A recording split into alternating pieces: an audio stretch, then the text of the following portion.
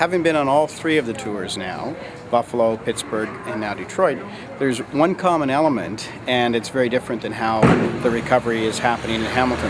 The common element between those three American cities is that their recovery strategy was based upon spending gobs and gobs of other people's money. So, let me tell you, in Buffalo, over $500 million a year coming from the state and the federal funds, and they're using that money for infrastructure.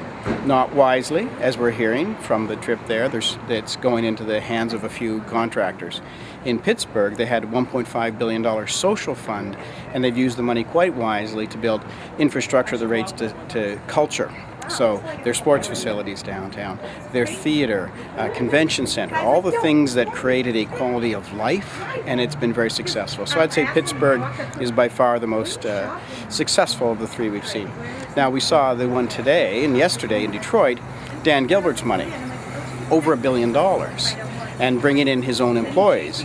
Again, that's not going to happen for us. We don't have somebody like that. We don't have that kind of money, and it's not sustainable. If something happens to Dan Gilbert, or all of a sudden he changes his mind, or the U.S. mortgage market goes for a collapse again, what happens to Quicken Loans, where all the money's come from to fund this? So Hamilton's on a journey that is much more sustainable. It's slower, but it's built incrementally upon small business, a few of the larger projects, but primarily it's individuals and small business, and that to me means sustainability. It's interesting that we met with some groups that there isn't a parallel for in Hamilton.